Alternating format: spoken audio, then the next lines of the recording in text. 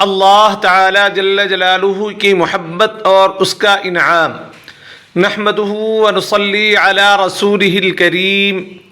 بسم اللہ الرحمن الرحیم۔ السلام علیکم ورحمۃ اللہ تعالی وبرکاتہ۔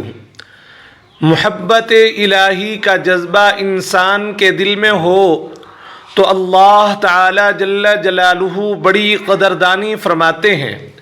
محبت میں ایسی کیفیت ہو جیسی حضرت عبداللہ ذوالبجادین رضی اللہ تعالی عنہ کو نصیب تھی۔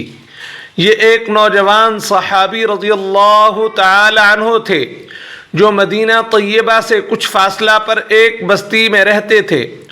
دوستوں سے معلوم ہوا کہ مدینہ طیبہ میں ایک پیغمبر علیہ السلام تشریف لائے ہیں۔ چنانچہ حاضر خدمت ہوئے اور چوری چھپے کلمہ پڑھ لیا اور پھر واپس گھر آ گئے۔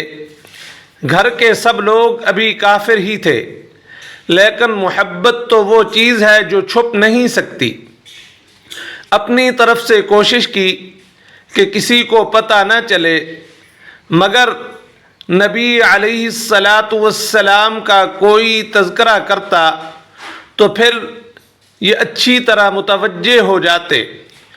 چنانچہ گھر والوں نے اندازہ لگا لیا کہ کوئی نہ کوئی معاملہ ضرور ہے۔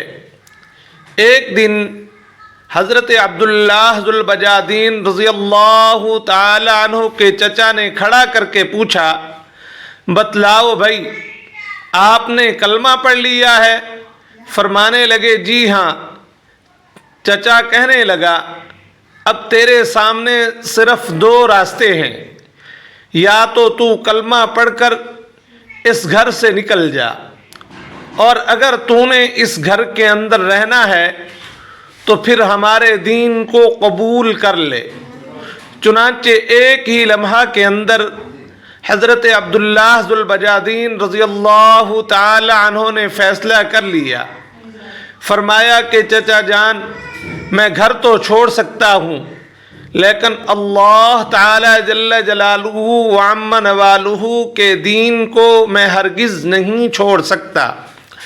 چچا نے مارا پیٹا، بہت تشدد کیا اور جاتے ہوئے جسم کے کپڑے بھی اتار لیے۔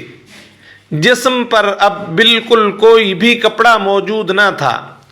ماں بالآخر ماں تھی، شوہر کی وجہ سے کچھ ظاہر میں تو نہ کہہ سکی، لیکن چھپ کر اپنی ایک چادر حضرت عبداللہ ذوالبجادین رضی اللہ تعالی عنہ کو پکڑا دی اور کہا کہ بیٹا ستر چھپا لینا۔ وہ چادر لے کر جب باہر نکلے تو اس کے دو ٹکڑے کر لیے۔ ایک ٹکڑے سے حضرت عبداللہ ذوالبجادین رضی اللہ تعالی عنہ نے اپنا ستر چھپا لیا اور دوسری چادر اوپر اوڑھ کر ذوالبجادین یعنی دو چادروں والے مشہور ہو گئے۔ اب کہاں گئے؟ جہاں اپنا سودا کر چکے تھے۔ قدم بے اختیار مدینہ طیبہ کی طرف بڑھ رہے ہیں۔ رات کا سفر کر کے صبح حضور اقدس صلی اللہ علیہ وآلہ وسلم کی خدمت اقدس میں حاضر ہو گئے۔ نبی کریم صلی اللہ تعالی علیہ وآلہ وسلم نے دیکھا تو چہرہ پر عجیب خوشی کی کیفیت ظاہر ہو گئی۔ صحابہ اکرام رضوان اللہ علیہم اجمعین متوجہ ہوئے کہ یہ کون آیا ہے کہ جس کو دیکھ کر اللہ تعالی جل جلالہ کے محبوب حضرت محمد الرسول اللہ صلی اللہ علیہ وآلہ وسلم کا چہرہ یوں خوشی سے چمک اٹھا ہے۔ دونوں جہاں کسی کی محبت میں ہارا وہ آ رہا ہے۔ کوئی شب غم گزار کے حاضر خدمت ہوئے اور عرض کیا کہ اے اللہ تعالی جل جلالہ کے نبی صلی اللہ علیہ وآلہ وسلم میں سب کچھ چھوڑ چکا ہوں، اب آپ صلی اللہ علیہ وسلم کے قدموں میں حاضر ہوں۔ چنانچہ اصحاب صفہ رضوان اللہ علیہم اجمعین میں شامل ہو گئے اور پھر وہیں پر رہنا شروع کر دیا۔ چونکہ بہت بڑی قربانی دی تھی، محبت الہی میں اپنا سب کچھ داؤ پر لگا دیا تھا، اس لیے اس کا بدلہ بھی ایسا ہی ملنا چاہیے تھا۔ چنانچہ ان کو ایسی کیفیات حاصل تھیں کہ اللہ تعالی جل جلالہ وعم نوالہ کی محبت میں بعض اوقات وجد میں آ جاتے۔ آج کل بعض لوگ پوچھتے ہیں کہ جی وجد کیا ہوتا ہے؟ جناب احادیث مبارکہ پڑھو، پھر پتہ چلے گا کہ وجد تو صحابہ اکرام رضی اللہ تعالی عنہم اجمعین پر بھی طاری ہو جاتا تھا۔ حدیث مبارکہ میں آیا ہے کہ یہ حضرت عبداللہ ذو البجادین رضی اللہ تعالی عنہ مسجد نبوی صلی اللہ علیہ وسلم کے دروازے پر بعض اوقات بیٹھے ہوئے ہوتے تھے اور ایسا وجد طاری ہو جاتا تھا کہ اونچی آواز سے اللہ اللہ اللہ کہنے لگتے تھے۔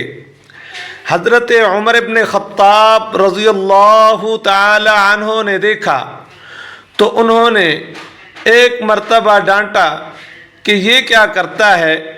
یہ دیکھ کر جناب نبی کریم صلی اللہ علیہ وآلہ وسلم نے ارشاد فرمایا کہ اے عمر رضی اللہ تعالی عنہ، عبداللہ رضی اللہ تعالی عنہ کو کچھ نہ کہو، یہ جو کچھ کر رہا ہے اخلاص سے کر رہا ہے۔ کچھ عرصہ گزرا، نبی کریم صلی اللہ علیہ وآلہ وسلم ایک غزوہ میں تشریف لے گئے۔ حضرت عبداللہ ذو البجادین رضی اللہ تعالی عنہ بھی ساتھ تھے۔ راستہ میں ایک جگہ پہنچے تو بخار ہو گیا۔ نبی کریم صلی اللہ علیہ وسلم کو پتہ چلا تو آپ صلی اللہ علیہ وآلہ وسلم حضرت ابو بکر صدیق رضی اللہ تعالی عنہ کو ساتھ لے کر تشریف لائے۔